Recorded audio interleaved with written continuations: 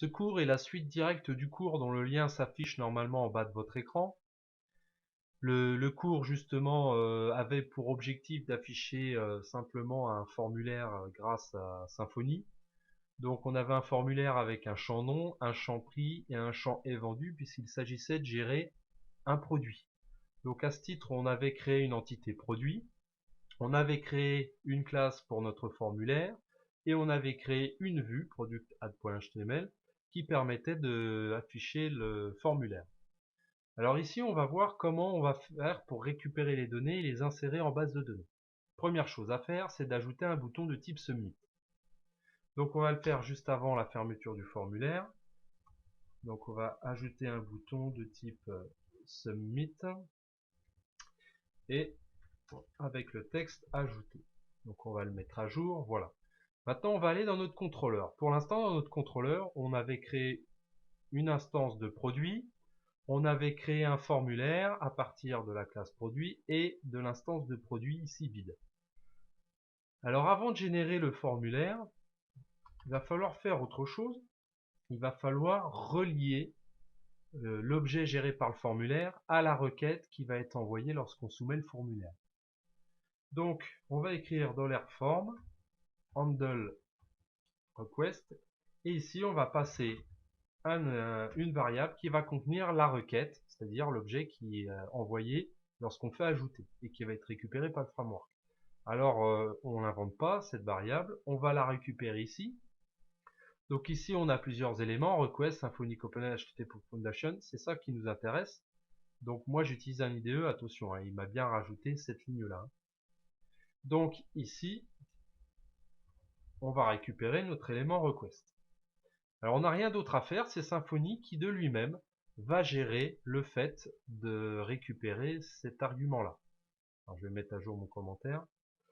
Ensuite, une fois qu'on a géré et associé notre formulaire aux produits et les nouvelles données, on va pouvoir gérer sa soumission. Donc si le formulaire a été soumis.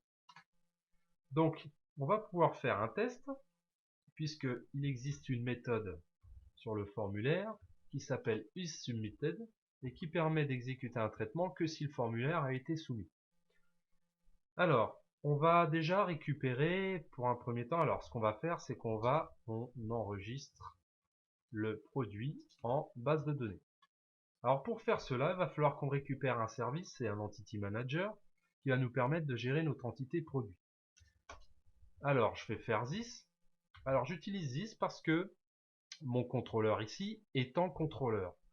Et la classe contrôleur dispose de différentes méthodes, dont certaines qui permettent de récupérer le service doctrine qui nous intéresse. Donc ici, j'ai plus qu'à écrire getDoctrine et ici getManager pour récupérer mon Entity Manager.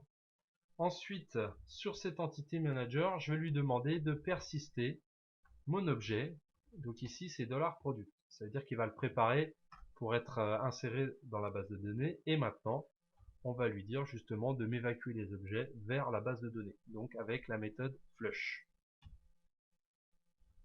Alors une fois que ça c'est fait, on va quand même créer un petit message. Alors normalement, on doit rendre une vue. Vous voyez là, ici, on a marqué $this_render.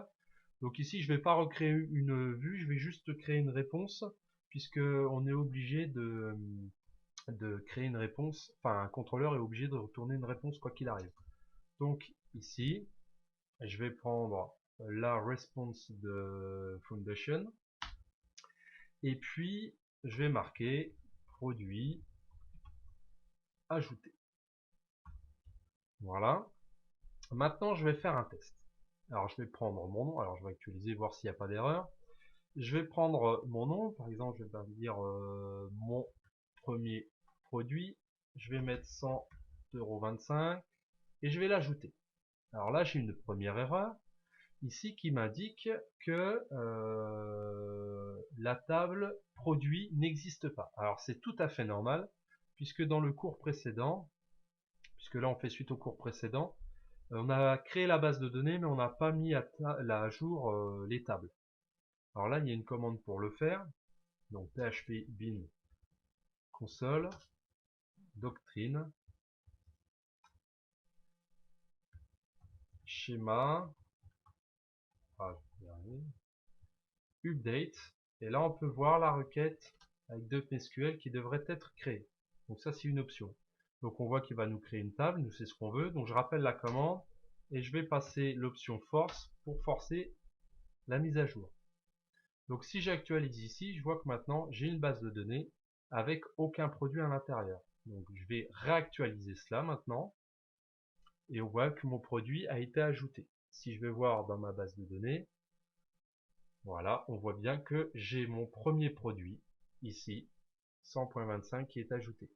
Donc si je veux en ajouter un autre, je refais add, je vais ajouter mon second produit avec un prix de 99,25, je l'ajoute et on voit qu'ici j'ai bien mon second produit.